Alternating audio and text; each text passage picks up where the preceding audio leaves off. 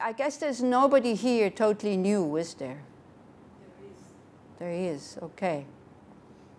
Anyway, we will start with 4 contemplations. You know, this is a series of modules. This is module 10. So unfortunately, you know, if we start again from the scratch, it's like all the other people, they kind of miss out. So whatever you get, and but make kind of, to be on the safe side, think that you haven't really understood what this is all about. And then you start again from the beginning. That would be helpful, yeah?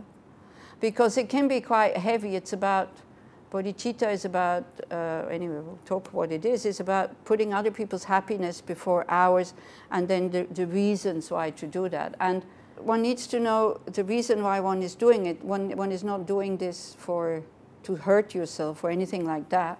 And you only do it in doses also. It's a mind that needs to be developed before you actually go out and do it.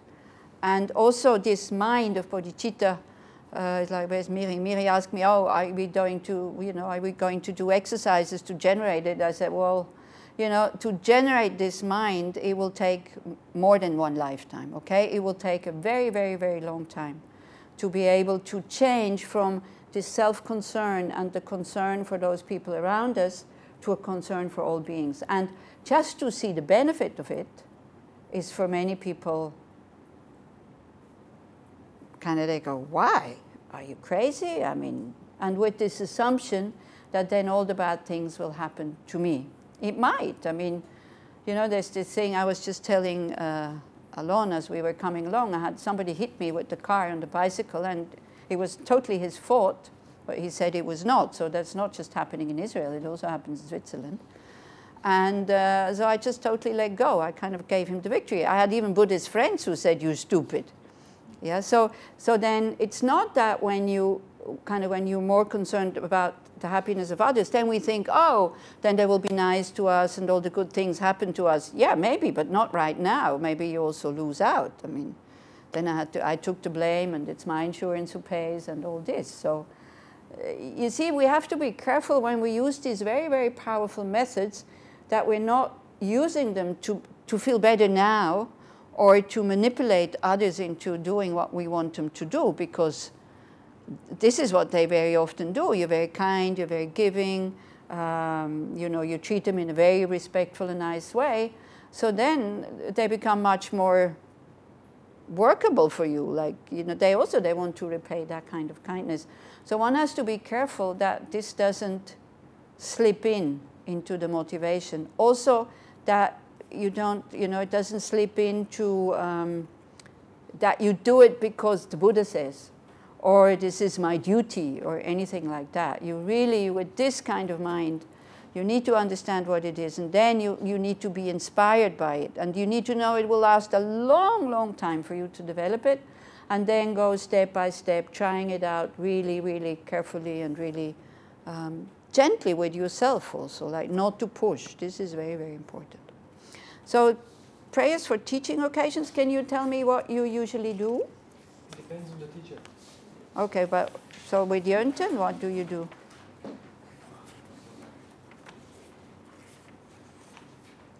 Huh? Do you know? Because she's the one who taught you the most of the modules, isn't she? Venerable Jönten. Yeah. That's good. Because otherwise, you know, if you do the whole booklet. Yeah.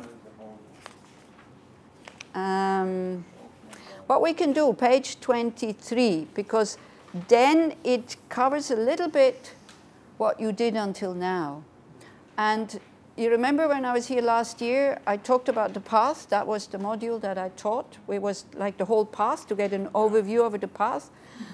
And we talked about the basis, the path, and the fruit. Anybody maybe not in the front row remembers what that was? The lamrim, or just the basic?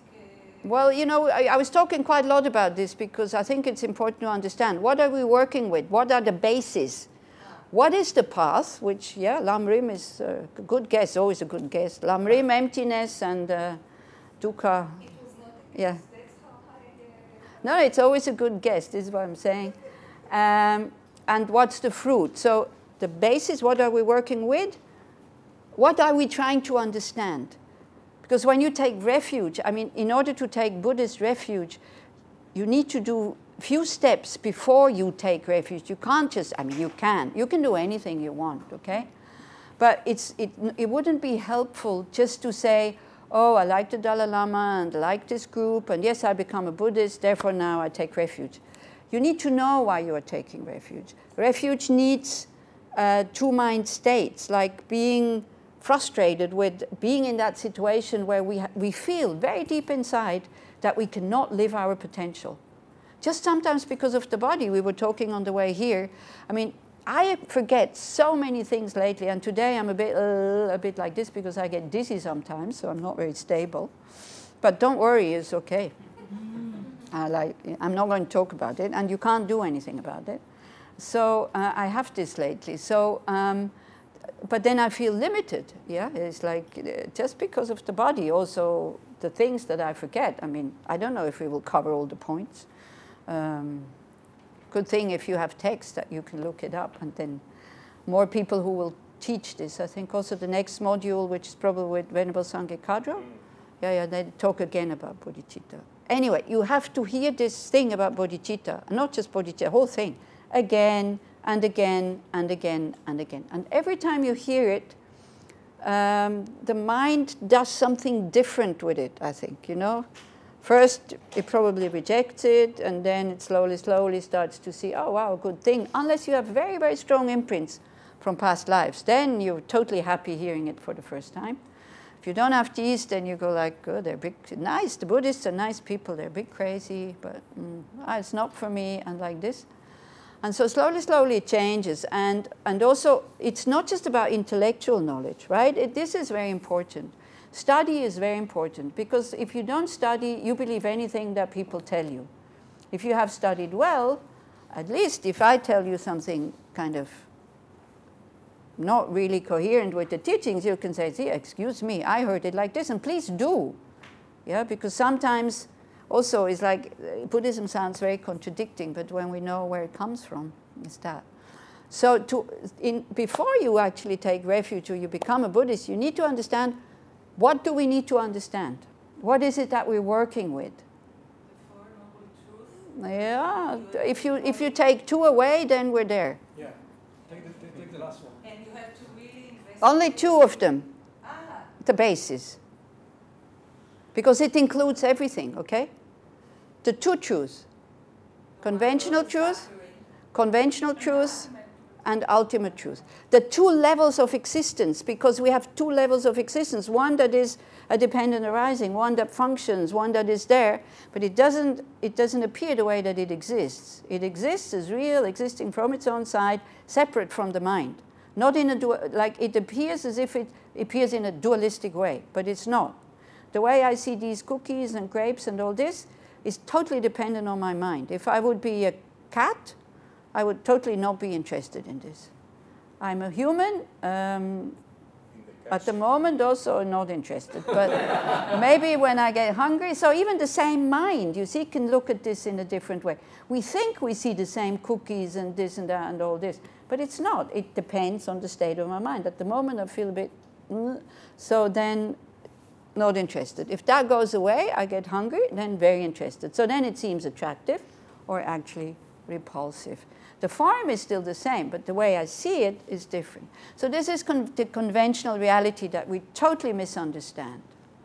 And the other side of the coin is that this cookie doesn't have a real cookie anywhere. It's just a coming together of flour, sugar, sesame seeds, maybe, I don't know, other things, yeah?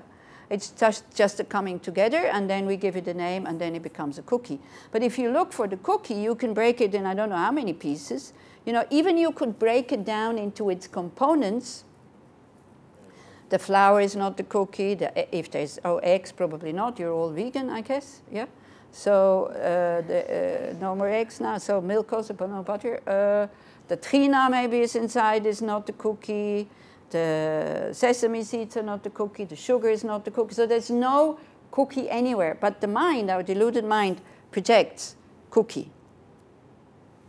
And then, oh, it stands here, therefore it's mine. So if all of a sudden Nissim gets up because he feels hungry and I said I'm not interested, and he comes here and helps himself, but in my mind I already made them my cookies, then I would get upset, and that's it. So he's taking it for me. Yeah, exactly. I would say, hey, Dad, I decided they are mine, even though I kind of, by speech, give them up by saying I'm not interested, but something is still, they're still mine, and many things we are like this. Even we don't need it, but when somebody comes, if it's Nissim, it's okay, but if there's nobody here that I dislike, but if it's somebody that I, for example, dislike, and somebody who has a lot of chutzpah, I would definitely get upset, you know, somebody who is very loud and takes all the space and blah, you know whom I'm talking about. I'm sure you don't have anybody like this in the group. So you can't practice, unfortunately.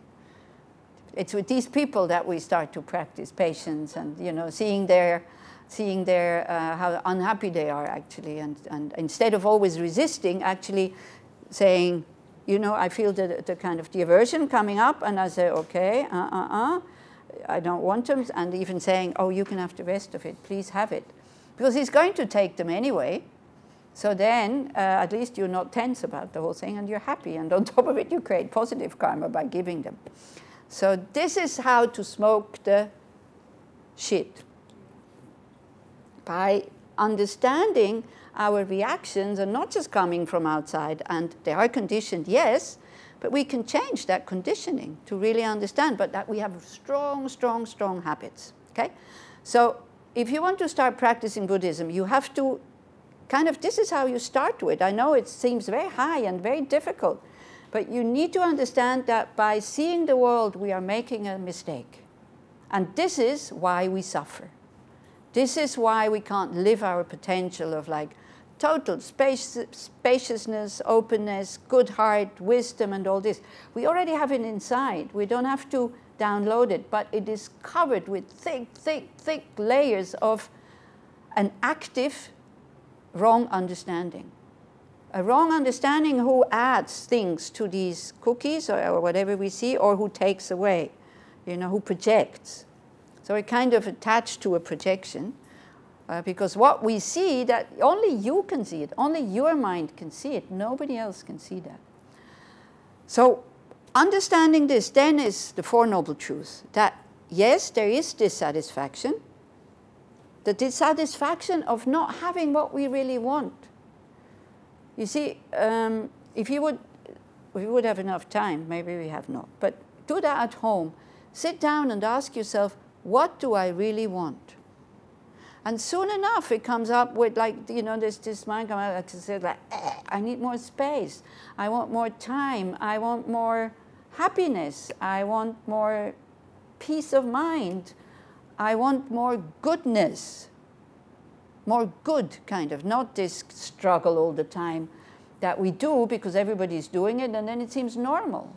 You see, why one thinks the Buddha is not normal is because everybody here is running and doing and getting frustrated and stressed and in a bad mood and grumpy and you know, grasping and clinging and all this.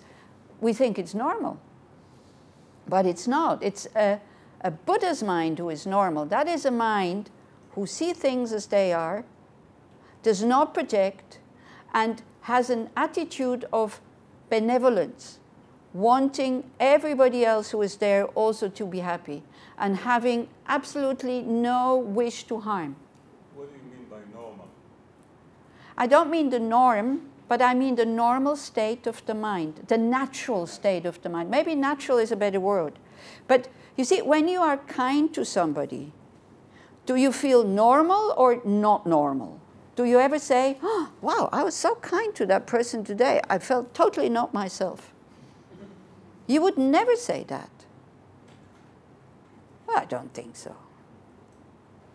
But when you get angry at somebody and when you scream at somebody and then you calm down and you realize what you've done, then you would say, wow, I don't know what happened. I wasn't myself. Yeah? So we do say that because we have a yearning for goodness and kindness, love, compassion, and all this, because it is our nature. So it is our nature calling us again and again and again and again, pushing us to do something so that we can be better. But then, unfortunately, we look in the wrong place. We try to make the world nicer, more comfortable, more secure. You know, there's no security anywhere. I mean, who would have thought that, like a few days ago in Las Vegas, that people come there to have fun, go to a concert, 56 or I don't know how many people die, 500 get injured. This can happen anywhere. So not only in Israel or Syria, where there's kind of really, you know, big things happening.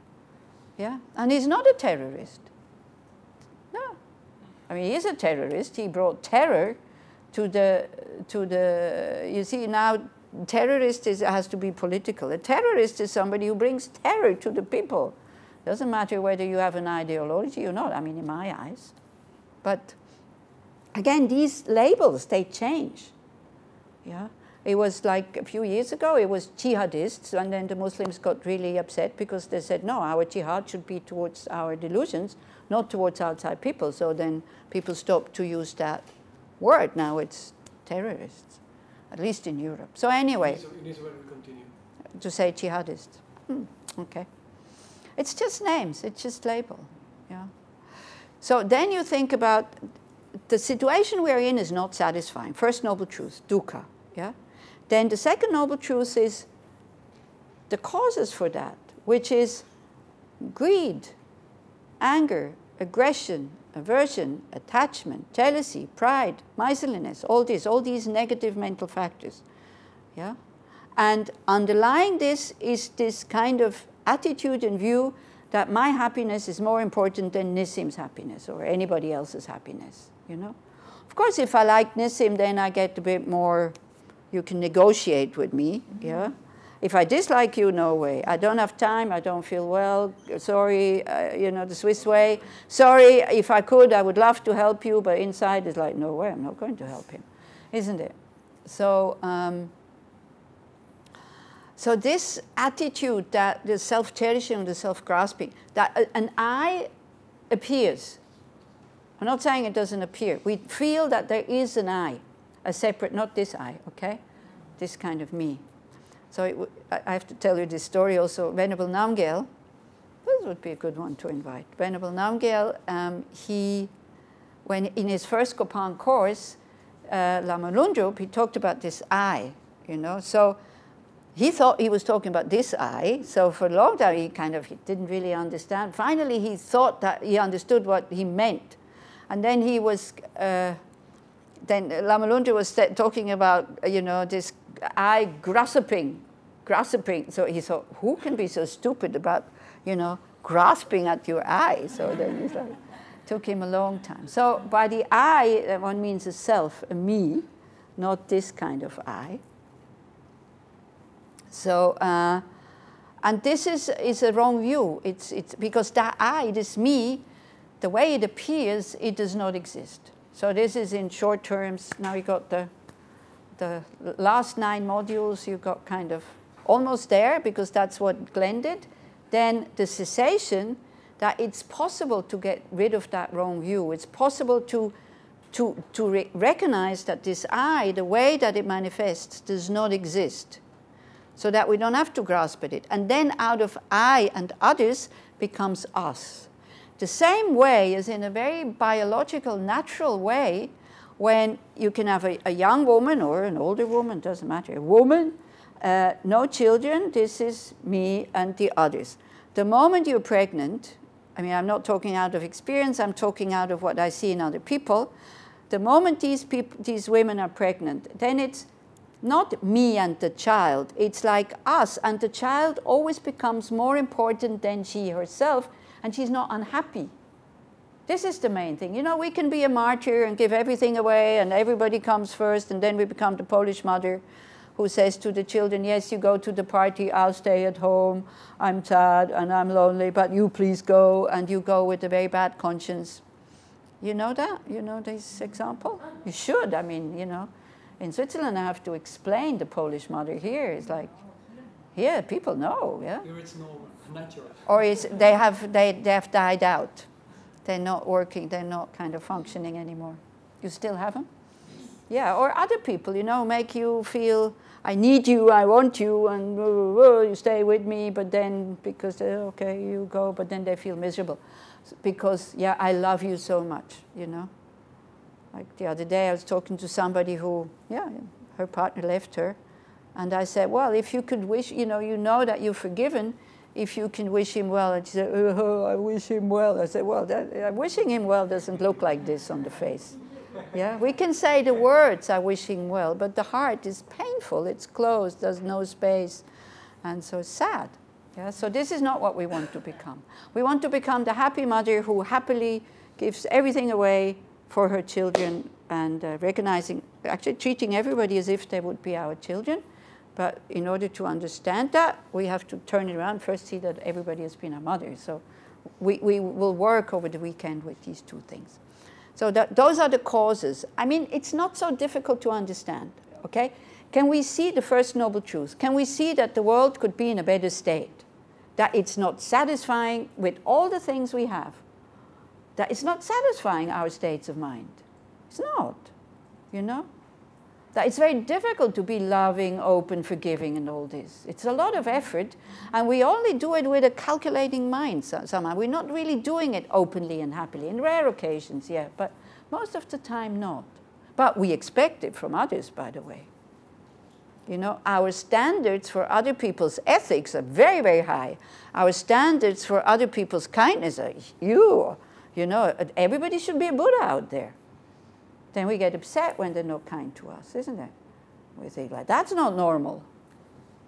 But when I'm unkind to Nissim or to Shuki, well, they started it. Of course it's normal to be angry. It's their fault. See, this is what we explore in Buddhism. These very, very strong views and opinions that we have, and they seem right because we never take them apart and looked at them. So they seem to be right, and then all of a sudden we discover that no, actually they're not right. They're not logic. They feel right for me, but if I ask somebody else, they'd say, well, no, excuse me, that's wrong. Yeah? So our world could be in a better state, definitely. And it's not just about security and having enough financial means and all this, because you know, I was somewhere. Anyway, somebody was complaining about the situation in this area. And I said, look, but even, you know, in Switzerland, we have like neighbors fight with each other.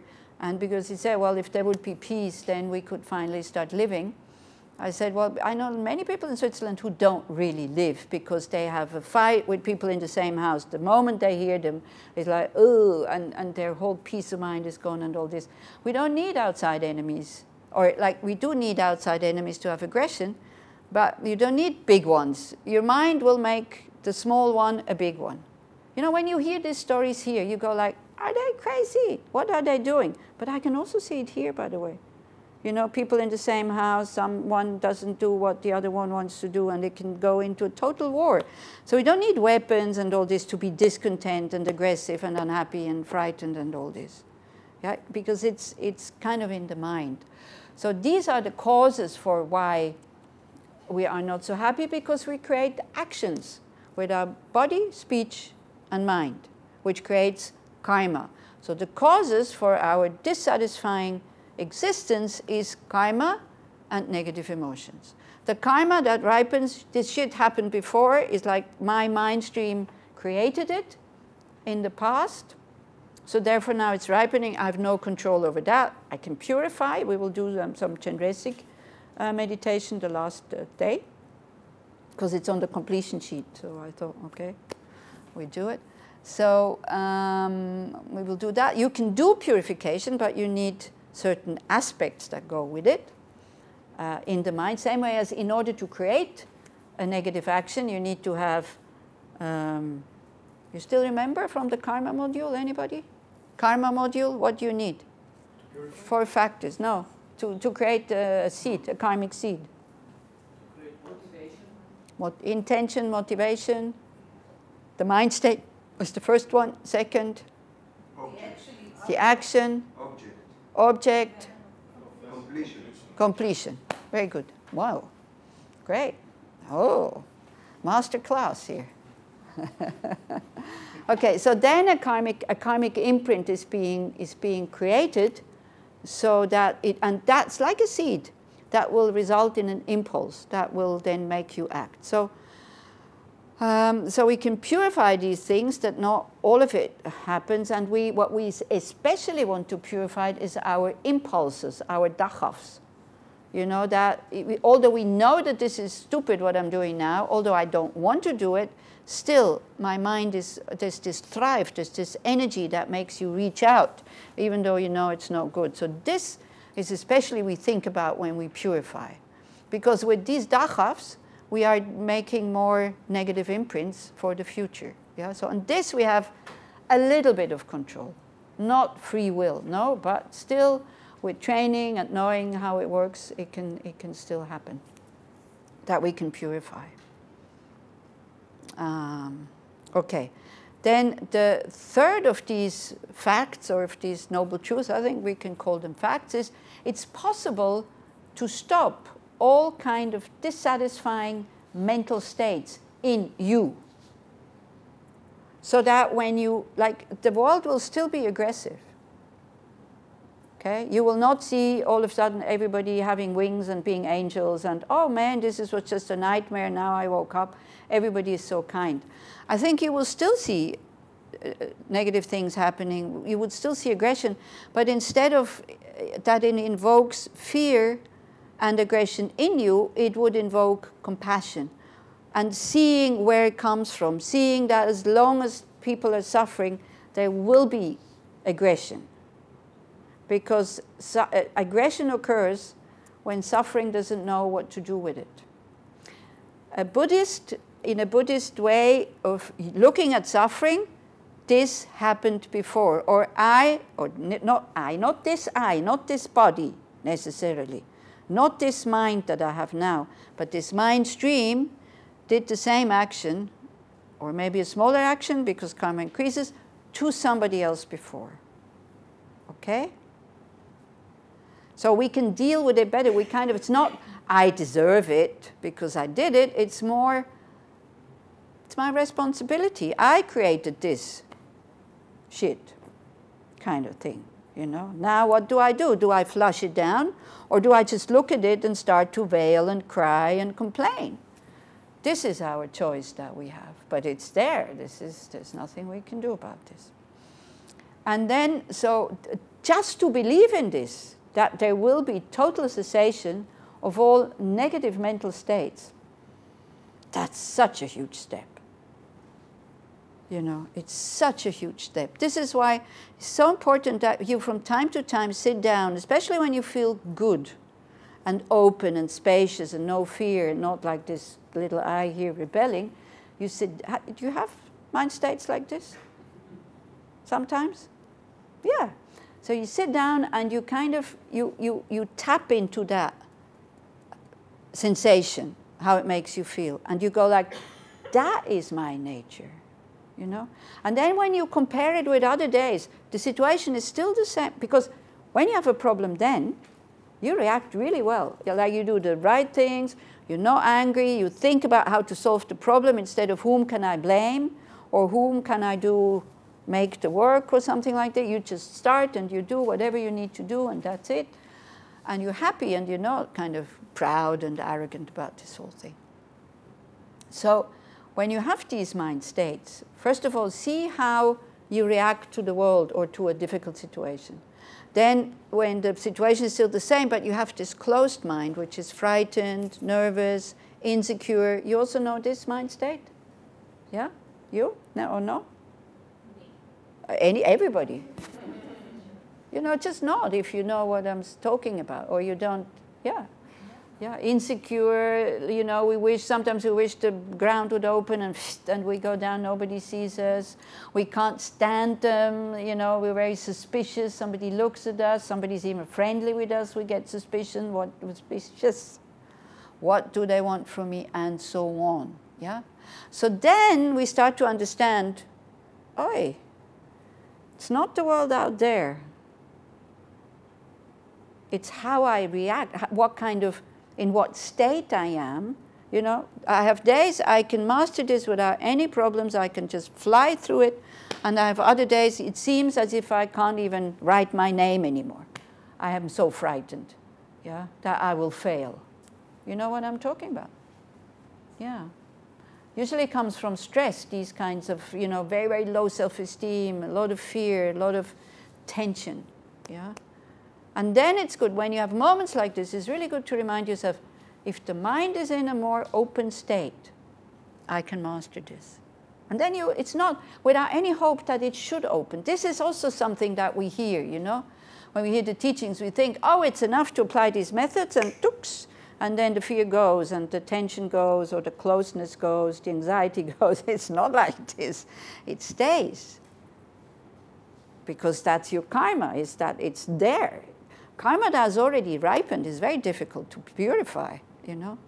But we can bear it, and we bear it with a kind of patient mind, so at least it doesn't increase. But don't have to hope, because you have all these methods, and you can say a few mantras, and then your bellyache will go away. This is not what it is, yeah?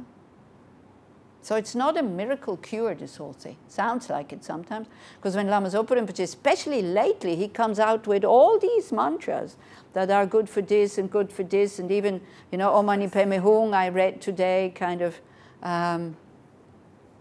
even your family for 7 lifetimes, they will not go to the lower states when they have contact with you. It's very difficult to kind of believe that, but what can we lose if we believe it? And because if we believe it, we do it at least. And if it's true, it's great. If it's not true, well, no big deal, isn't it? Yeah, in a way. So, but we do, I mean, I feel myself also, I trust Lama Zopa Rinpoche, I respect him very, very much. I grasp onto that because this is what I would like. A mantra I can say, and then my problems are finished. So maybe Rinpoche kind of, he really goes into these mantras and tries to find these mantras, because we see how sometimes closed we are and how insecure we are. I don't know. It puts your mind in a benevolent state. Yeah, not always. That's the thing. But sometimes, yeah. Because you focus, because you change objects. Instead of the frightening situation, you go to the Buddha, which reminds you of your own potential and this openness and all that. Sometimes it does.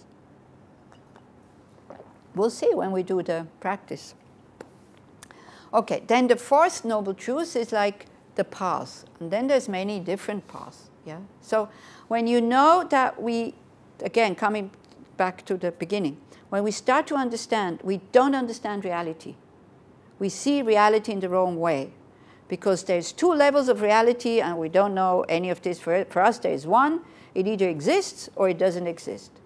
But that there is 2, that it exists it exists as a dependent rising, but the nature of these things is possibilities, maybe sometimes better than emptiness. Emptiness is like not findable, no essence, no real substance. You can break down the substance again and again and again and again and again and again, and the scientists will not stop breaking it down. They will never find the last particle, but they will not stop trying to break it down, finding this last and first and essence particle. The Buddha says it doesn't exist. So when we understand this, then we go, okay, what to do? And then we listen to the Four Noble Truths. There is suffering, the causes for the suffering. It's possible to get rid of it, and how? Through the path. Then you can think, yeah, I agree with this, I take refuge. So this is what refuge is based upon. I am sick and tired of what Glenn was probably teaching, the 12 dependent links. Was he teaching that? Yeah?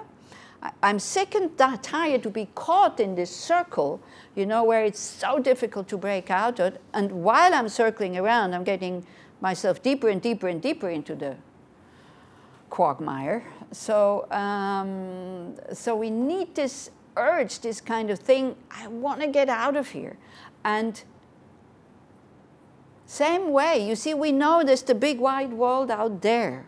So if you go to the toilet, it might be a very nice toilet, I don't know, but you want to get out and the door is blocked. The toilet is nice, nobody's threatening you, you're quite secure in there, it's air conditioned, If you need water, you flush, you can drink it. You know, the water that is in the toilets, I don't know. Ours is clean, it's drinking water in Switzerland, I don't know here. So at least you have to drink, and you can sit also, and you go like, yeah, well, it's not so bad, you know, it could be much, or it could be in Syria, it's much worse than being in this toilet, and you stay. Would you? No way. You would, all your interest would go into, how can I get out of here? Why am I here? So then don't be the good Buddhist and say, oh, it's my karma to be here, so therefore I just wait until somebody comes and gets me out. It'd be the reasonable person says, I'm here because the door is locked. I can't get out because the door is blocked. Then you say, what can I do? Yeah.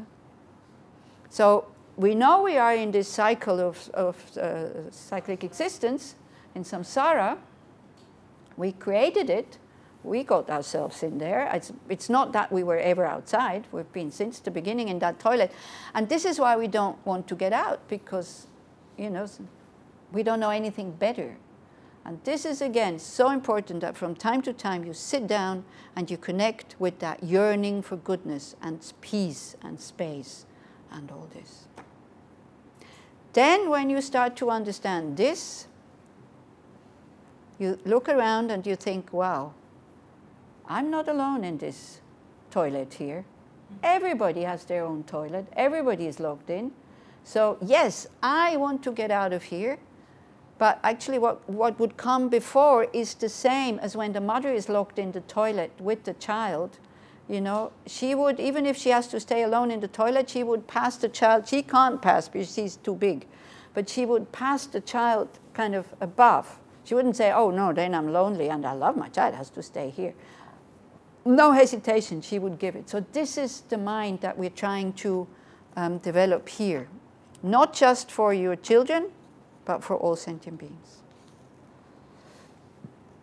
Okay, so to look at these steps, we go to page 23, and then we take refuge.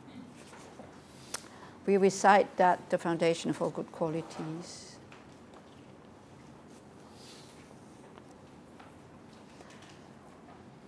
Everybody found it?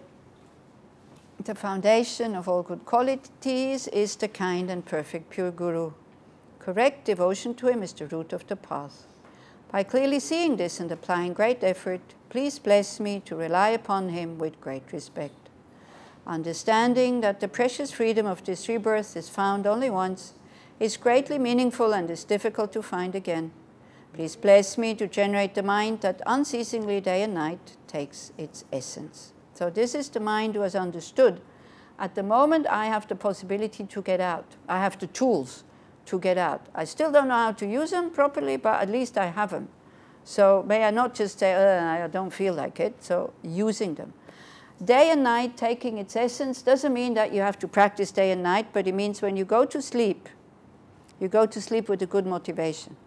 Go to sleep with the motivation. First you look upon your day and you go like, in what way did I spend it? Did I spend it in getting out of the toilet, or did I spend it in making the lock even more firm? Yeah, and if not, if then you're happy about how you spent it, and you think, great, tomorrow I'll do the same thing again. If you're not so happy, then you go, okay, tomorrow I'll try better. So, we have a lazy mind. Our lives, unfortunately, the mind wants comfort. It wants no problems, isn't it? That's also part of its nature, but it doesn't understand you cannot have it now. You need to create the right causes to have comfort, peace, happiness, and all this. But at the moment, the mind just wants that. I mean, mine. I don't know. Don't know about yours, but if I could have enlightened just like that, I wouldn't think, oh, no, I have to go through all these steps. It's very interesting, it's very challenging. I would take it. Absolutely no problem. So in order to get us going also, it goes, this life is as impermanent as a water bubble. Remember how quickly it decays and death comes. After death, just like a shadow follows the body, the results of black and white karma follow. So while with the toilet now, it doesn't work anymore, because when you think, okay, I died, and it doesn't matter whether you die in the toilet or outside of the toilet.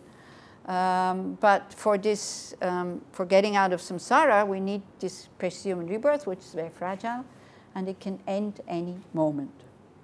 And we're not aware of it. This is why we are shocked when we hear that somebody has died that we saw 5 minutes ago. No, I just saw him. This is the first thing. When somebody has said, oh, I heard this and this has died, and you have seen the person maybe yesterday or even a week before, you go, no. Is that kind of realizing the nature of our existence? Not really. And nobody would say. We would find it heartless if you would say, well, yeah, what do you expect? I mean, good thing that he lived another week. It's like everybody is impermanent. And you would ask, did he have a good death? How did he die? If you would ask that somebody, they would think you're crazy. But this is what you should be interested in. Then if he didn't have a good death, then you need to sit down and start to make prayers and pujas and stuff, instead of feeling shocked. And yeah, we're shocked because it reminds us of our own mortality. We are all dieable, and we don't, I know the word doesn't exist, okay? And we don't want to, we don't realize it. We think we know, but we don't. This is why I'm saying consciously, very consciously, I'm saying we. This is why, because I include myself, we waste so much time with stupid things. Because these contemplations here, they're not deep enough. Yeah, we don't think about them often enough. This is why this prayer is perfect, because it brings it back to the mind again and again and again and again. Ah, yeah, that situation I have at the moment, so precious, because I'm free of certain things that would prevent me from practicing. And I have other things that I can practice. You have a group, we have teachers who come, we have books, you have intelligence, you haven't done, you know, you're not just interested in doing negativities, you're not just interested in comfort. You can hear, you can see, well, more or less me also. You can see, you can still walk. You don't have wrong views that there is no such thing as Buddha potential and all these kind of things. It's very rare. It's very rare that all these conditions come together.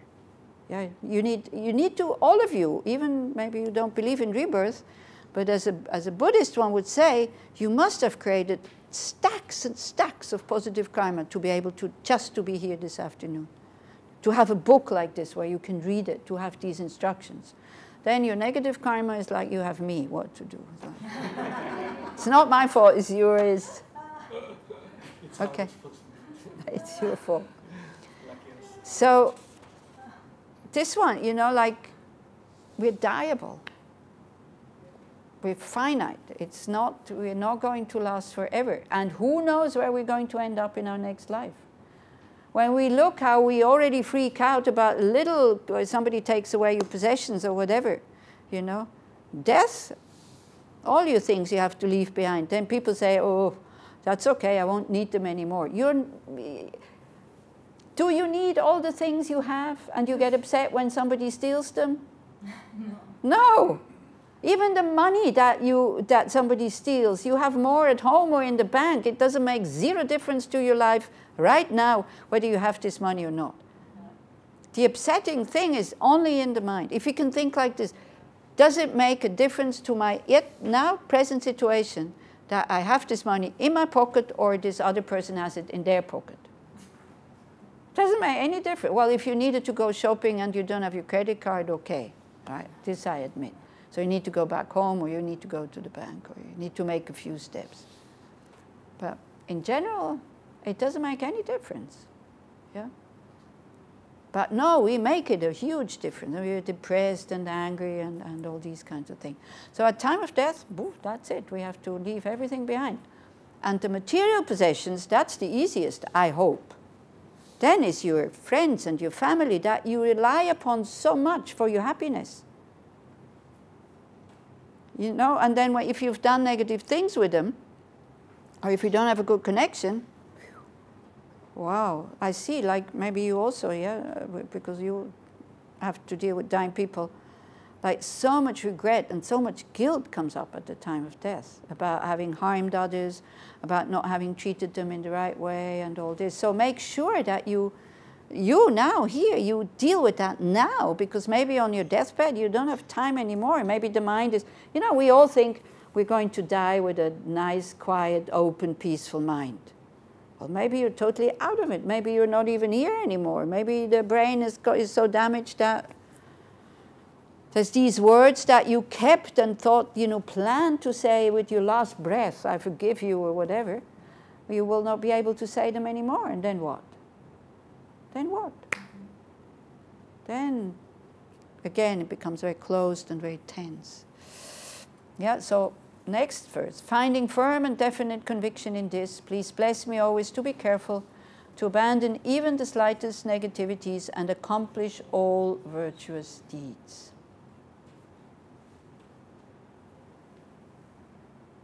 Okay. We're going good with time, actually. Seeking samsaric pleasures is the door to all suffering. They are uncertain and cannot be relied upon.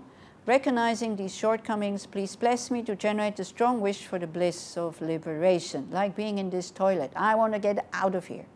Renunciation is not such a nice word, I think. How do you feel when the Buddhist or, your teachers say, especially Tibetan teachers, they always call it renunciation, 3 principal aspects of the path. First one, renunciation. Without any renunciation, you're not getting anywhere. Whoa, whoa, whoa, whoa. How do you feel when they speak like this? Inspired? Definite emergence. Huh? Translating to Definite emergence. It's a complicated word also. Well, this is why we can say, I'm fed up here, I've had enough. Definite emergence, yeah, that's a good way. I want to get out of here. But when you hear the word renunciation, how does it make you feel? Inspired? Huh? Frightened, exactly, because they say, the Buddha wants to, they take away my pleasure.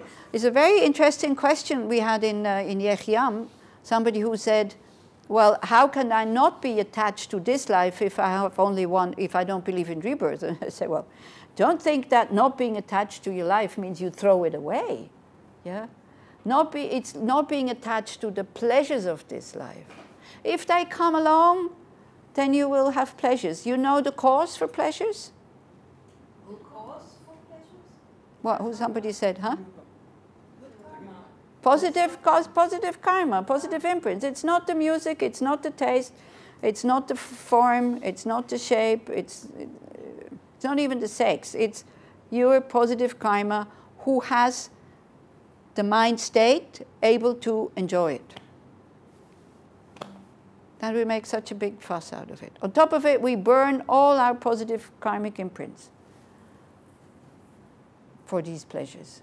But, don't get me wrong. It's like if the moment you think that the pleasant feeling or the happiness, sometimes we even call it happiness, it's a pleasant feeling is a pleasant feeling. That's fine. That's its nature. You cannot turn it into something unpleasant. So as long as you believe that the happiness or the pleasant feeling comes, the cause for it is the object, then of course you go back to objects again and again and again because you have this yearning for happiness. Everybody wants to be happy. Nobody wants to suffer. So if you have a short moment of it and it looks as if it's the contact with this object, of course if you don't analyze, then it must be the object. And you look, and then what comes with it is attachment. First is desire for it, or desire for the next one when that one is gone. Yeah? And that's a mind who is not peaceful, and it's a mind who is not spacious. It's a mind who is focused. That's the good thing. It's focused. How can I get this cup? Or whatever. Yeah? And you forget about... You can never get satisfaction. Yeah. I'm coming there. Because... Why? Yeah, no, you can say, why can you not find satisfaction? Because I think that once you have it, you are eager for more. You never stop and say, wow, okay, that's my last station. That's my last... No, you want more and more and more. Oh, you would probably... I mean, it is possible when you can say, for example, if you're addicted and you take the decision, I'm just being a pain in the neck, just to contradict you, that you can say, this is my last glass of wine. And you can enjoy it very much, for example, or your last cigarette. For a while. Not sure. But then you need to work with this because it's not because you decided it's going to be your last one, because the mind who believes that the pleasure or the unhappiness now about not having it is because you're not having it. As long as we have this mind, and not just the intellectual mind, but here, like the dachaf, the imprint, you know, very, very, very deep, very deep motivation, very deep imprints we have, habits, okay? So it's not enough just to know it in the head. This is why we have to repeat and repeat and analyze. Okay, I ate this ice cream now. It feels good. I feel really good because I just ate it. Then another day you eat the same ice cream and you think, what happened? It must be different ice creams, not the same feeling. Or you eat 5 after one after the other. You see, if the pleasure comes from the ice cream, the more you eat, the more happier you should get, but it's actually quite the opposite. Because the want goes. When the want goes, there's no more pleasure. So what pleasure is giving you, it isn't a pleasant feeling of what? A pleasant feeling of absence of wanting. Because the mind needs something, wants happiness, it starts to rub, it starts to push, hey. You get something, you have a short moment of absence of wanting. But then it comes again. Why? The logic reason is because the sensation comes from the contact with the object, but the contact with the object is not the cause for the pleasant feeling. The contact with the object is the condition. It has something to do with it. It's not just random. It has something to do with it. So you need either to think about this object, or you need to have direct contact with the object for something to come up. Okay? So then we start to look somewhere else. And for example, you know, now with the mindfulness meditation, this is it. But people, in order for them to be able to do mindfulness meditation, they need to have a mind that is more or less stable. If you sit down with somebody who is totally out of it and you want to do mindfulness with them, I mean, talk to them, distract them, or occupy them with something, but don't let them alone with their mind. They go crazy. You see, this whole thing about mindfulness, it's great and it's fantastic, but it's not the cure for everything. You already need to be quite stable to be able to look at all this turmoil that is going on. Otherwise, you totally lose it. Yeah. So it doesn't happen often. Like in most of the time, you can let people alone with their mind. But there's cases that it would be irresponsible to do that, to make people sit and meditate. Take them for a walk, go and have a cup of coffee with them, distract them, talk to them, make sure that they are relaxed. Because the more relaxed the mind is, the more it can then recognize its nature and the more it can calm down. But if they're totally like this, then it won't work. But then if you are like more or less, you know, you have a nice life, and somehow, even though maybe you're not going to the courses, but something deep inside tells you, something missing here. Why do I not get the happiness that I want out of my good job, my financial security, my nice garden, even if Nissim has to make it? I don't need to put any effort into it. I can just enjoy it. You will never enjoy your garden. Oh, I shouldn't say that. You get much more pleasure out of your garden if you make it yourself. Yeah? So, but then Nissim loses his jobs. They can help me. Yeah, for example, they could help you. You know? Also cleaning. If you have a cleaning woman, if you help her, and whatever you have cleaned, your mind will go back to that corner again, especially if it was really grotty. It goes back there again and again and again, and you really find a lot of pleasure in, I cleaned that corner. Much more than if the cleaning woman does it. Try it out. Huh? I think so. Try it out. On top of it, you give her the same salary, you know? It's also nice that you give her the same way that you are equal to her. You understand what it means to do this shitty job on top of it. It's difficult and it's true. Yeah. It's not easy, but it's, you know, this is it. The connection with this cleaning woman becomes totally different. You are so much more appreciating that. You only have to do it once a year as an experiment, and she does it every week. And not just in your house, like all the time. So then we start to not resent so much when we have to give him the money and, you know, maybe give him a bit more. And at least not just thank you here, but also here. You know, from time to time say, what would I do without you? Thank you so much for cleaning my house, because I'm too lazy to do it, you know, because I understand how this is really not such an easy job. That might be a nice gesture. How did we get onto the cleaning room? Ah, the pleasant feeling.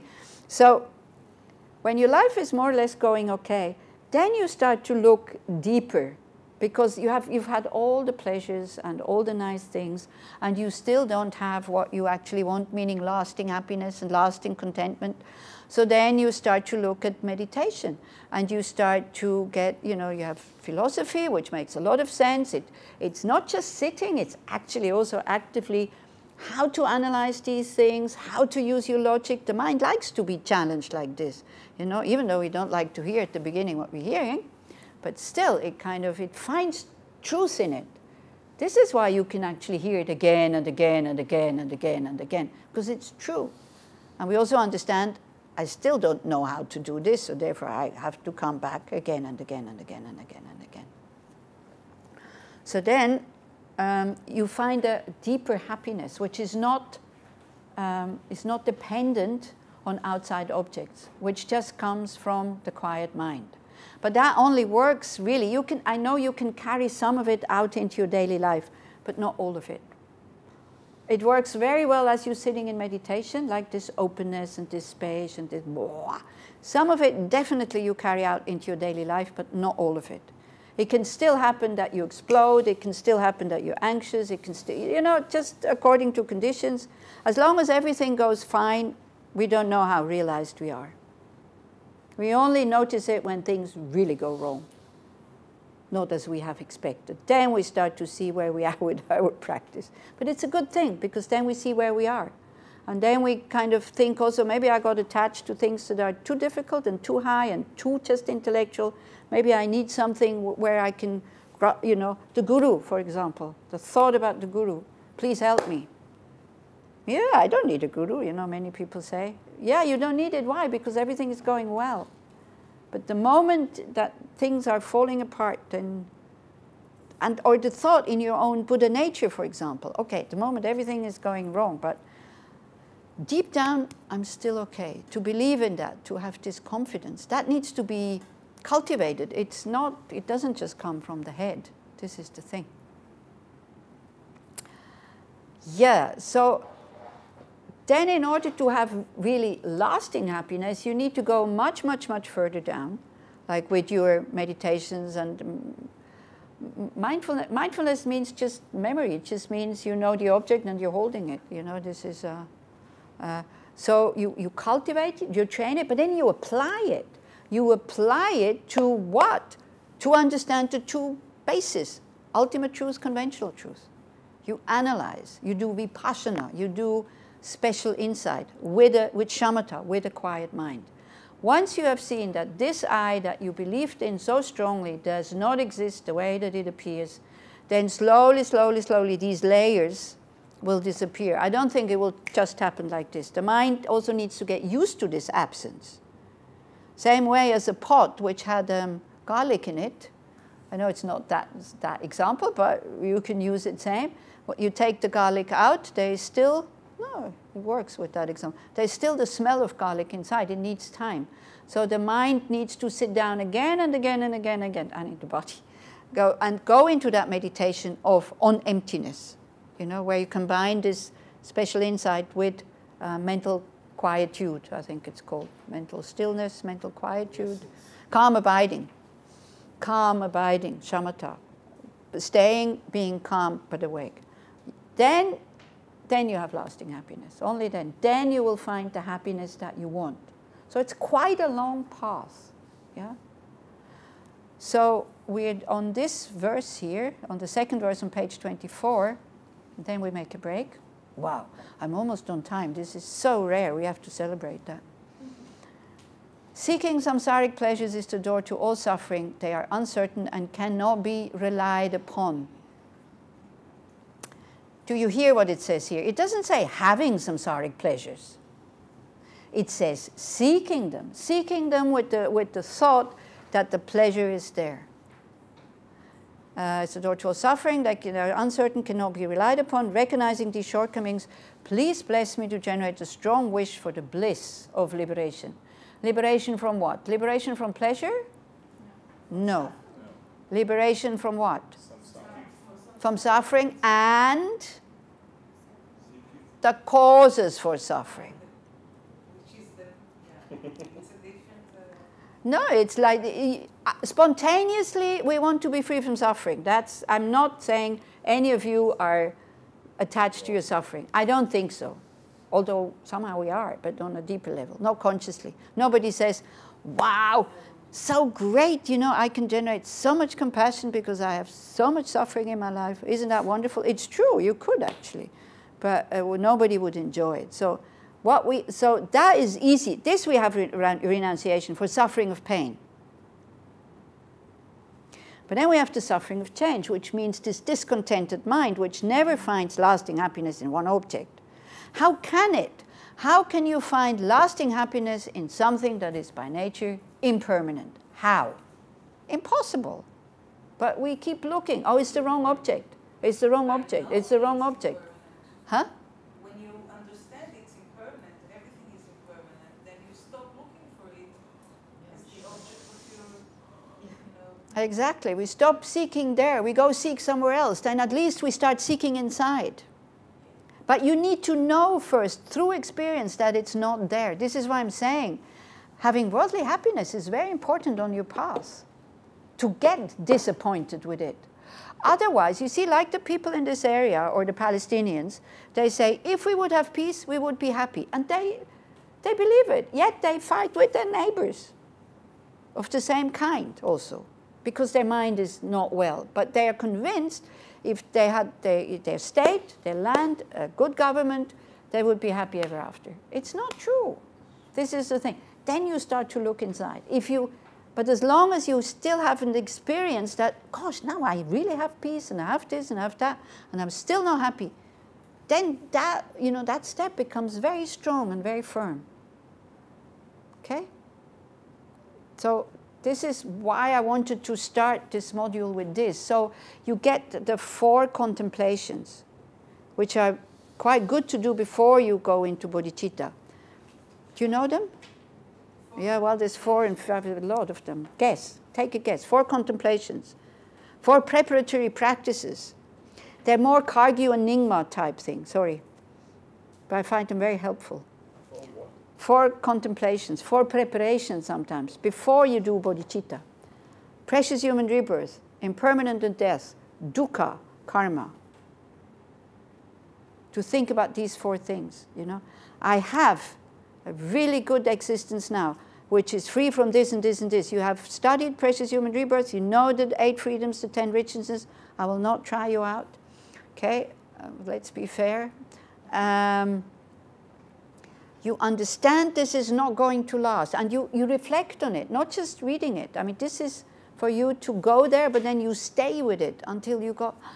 You know, sometimes from deep within, you get this feeling when you do these contemplations, I'm so fortunate. And then all of a sudden you hear, oh, somebody has died. You go like, yeah, me too. Then, okay, I've created a lot of good karma. I will most probably, I'm not talking about me here now, but people might think like this, probably I have a good rebirth. We have this hope kind of thing. But then we look again what mind states we are able to go in when we forget the computer in the airport. Yeah? For example. That we can get totally, you know, how can I be so stupid, wow, this and that, da, da, da. And then we have the hope to die with a peaceful mind when these little things make us so upset. So this is what we have to start to be afraid of. Not to be afraid of the situation, the difficult situations, to actually take them as challenges, to see how we react, and then just go, okay, what does it help to get upset now? Just this question, instead of being caught in the middle of it and being carried along with it. Yeah? So this is why. So these 4 things, it's not going to last. I don't know where I will end up. I don't know if I have the opportunity to practice again. Where will I end up depends on my karma. And then you think about, you look at your daily actions. Not just the actions of body and speech. Of course, all of us, we have absolutely, I'm sure you're not going around killing people. I'm sure you're not going around stealing other people's things. I'm sure you're not going around taking other people's partners, you know. This, I think we're okay. Then we think, okay, that's, it's okay. But then what about the speech? Dividing people, unkind words, gossiping, blah, blah, blah, and all this. What about the mind? Especially wrong views that things exist from their own side. Every second, you see, every time we see an object, unless you're really mindful, like aware, I prefer the word aware actually than mindful. Unless you're really aware, wow, there's a cup here. So usually that mind is like not interested or attached or reversed. So each three of these create, even the action is positive, but then the motivation behind it, like the mind state, was not positive. So we shouldn't be so complacent and say, oh, I'm not doing any negative karma. Yeah, you're not doing any of the body, I'm sure. That's already fantastic. Speech, I can see myself sometimes, you know. Mind, or covetousness, envy, jealousy, kind of rejoicing when somebody's not so well or not wanting them to be well. Quite a bit of that is there. So this is why we shouldn't be too sure about this whole thing. So if you again and again and again, you know, so just short in the morning, these 4 things, if you can reflect on them, then your daily actions will change. And also, you know, there's this one, also, the method to transform suffering life into happiness. Rinpoche, that one is quite heavy though, I have to tell you, because it takes verses from the Bodhichitta Avatar. Have you looked at it already or not? This one. Rinpoche gave it out as a daily practice, kind of what you should read in the morning, that your life will change. You know it? The method to transform suffering life into happiness, including enlightenment. Huh? In Module 8. Ah, Module 8 you looked at it, in daily practice. Probably in the daily practice. You know where it says, let them do with my body whatever they want to do with it, and blah, blah, and all this. Huh? Tenzin Zopa.